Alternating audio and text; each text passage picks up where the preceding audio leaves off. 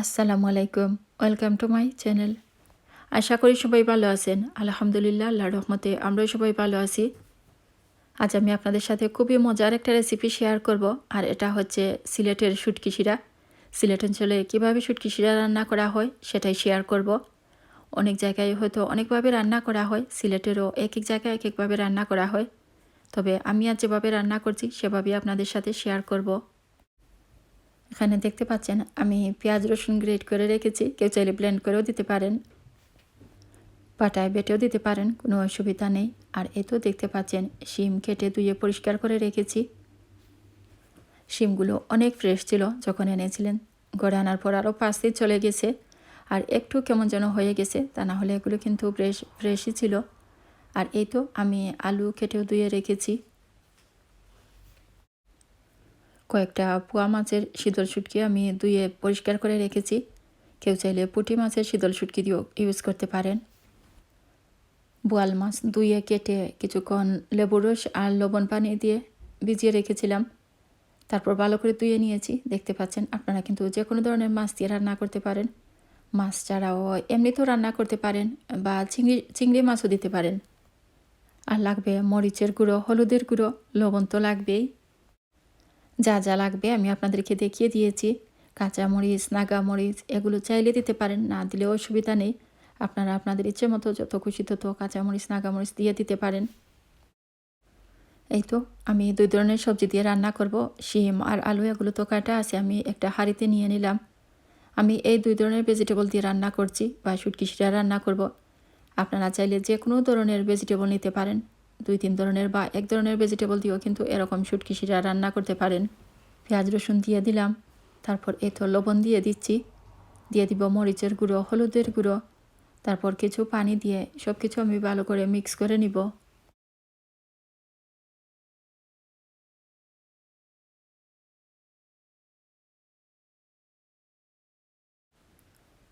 মশলা, লবণ, সবজি সব কিছু দিয়ে দিয়েছি একসাথে, তাই ভালো করে নেড়েচেড়ে মিশিয়ে নিচ্ছি। ভালো করে নেড়েচেড়ে মিশিয়ে নিয়ে ডেকে রেখে দিব, আর চুলায় বসিয়ে দিয়ে জাল দিতে থাকবো। কিছুক্ষণ এভাবেই কষিয়ে নিব। শীতল শুটকিগুলো অলরেডি আমি ভালো করে পরিষ্কার করে নিয়েছি।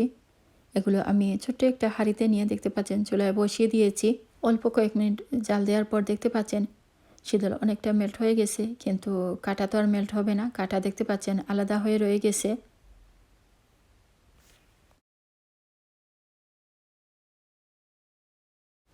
শিম আলু আমি কিছুক্ষণ কষিয়ে নিয়েছি, দেখতে পাচ্ছেন শিম থেকে আরও কিছু পানিরও বের হয়েছে। এখন আমি এর মধ্যে কেটে দিয়ে পরিষ্কার করে পানি জড়িয়ে রাখা বোয়াল মাছের টুকরোগুলো দিয়ে দিব।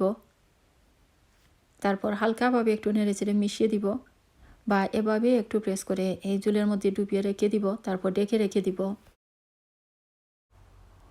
মাছ সহ এই সবজিগুলো আরও কিছুক্ষণ কষিয়ে নিব।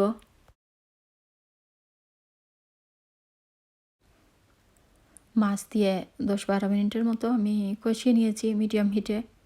এখন আমি আরও কিছু পানি দিয়ে দিব। কে কতটুকু ঝোল রাখতে চান সেভাবে এখানে ঝোলের পরিমাণ কম বেশি করে দিয়ে দিতে হবে। তারপর এই তো আমি হালকাভাবে একটু নেড়ে চেড়ে দিব। যেহেতু আমি শুটকি মেল্ট করে রেখেছি সেই পানিও দিব, তাই খুব বেশি পানি এখন দেওয়ার দরকার নেই। যেহেতু শুটকি শিরা, তাই পানির পরিমাণ একটু বেশি হবে, তবে কেউ চাইলে নিজের ইচ্ছা মতো কম বেশি করে দিতে পারেন। এই তো আমি 2টো কাঁচামরিচও দিয়ে দিলাম। আপনারা চাইলে নাগামরিচও দিতে পারেন, এতে কিন্তু খুব সুন্দর ঘ্রাণ বের হয়। শুটকি শিরা নাগামরিচ দিলে খেতেও ভালো লাগে। পানি দেওয়ার পর আমি কিছু সময় জাল দিয়েছি। এখন শুটকি থেকে যে পানি বের হয়েছে, বা এই শুটকির পানি আমি দিয়ে দিচ্ছি। কাঁটাগুলো তো আলাদা হয়ে গেছে, একটু ছেঁকে দিয়ে দিচ্ছি, যাতে কোনো কাঁটা এই কারির মধ্যে বা শুটকির শিরার মধ্যে যেতে না পারে। শুটকির যে কাঁটাগুলো রয়ে গেছে এর সাথে কিছু শুটকিও রয়ে গেছে, মনে হচ্ছে জাল দিলে আরও কিছু শুটকিযুক্ত পানি বের হবে, তাই আরও অল্প একটু পানি দিয়ে আমি জাল দিচ্ছি। তারপর আবারও কিছু পানি আমি ছেঁকে কারির মধ্যে দিয়ে দিব।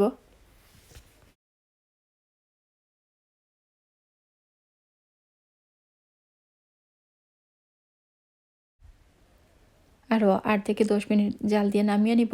আমার রান্না বা শুটকি শিরা রান্না হয়ে গেছে। অনেকের কাছেই এই শুটকি শিরা খুবই লোভনীয় একটা খাবার।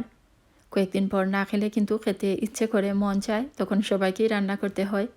যারা খেয়েছেন তো জানেনই কতটা মজার হয়, আর যারা এভাবে রান্না করেনি একবার রান্না করে খেয়ে দেখবেন, আশা করি আপনাদের কাছেও অনেক ভালো লাগবে। আমার আজকের এই রেসিপিটি ভালো লাগলে একটা লাইক দিবেন, শেয়ার করবেন আর কমেন্ট করে জানাবেন কেমন লাগলো। বরাবরের মতো রিকোয়েস্ট রইল, যারা আমার চ্যানেলে এখনও সাবস্ক্রাইব করেনি তারা প্লিজ সাবস্ক্রাইব করবেন। রেসিপিটি ভালো লাগলে লাইক শেয়ার করবেন, কমেন্ট করে জানাবেন কেমন লাগলো। সবাই ভালো থাকুন, সুস্থ থাকুন। আজকের মতো এখানেই বিদায় নিচ্ছি। আল্লাহ হাফেজ।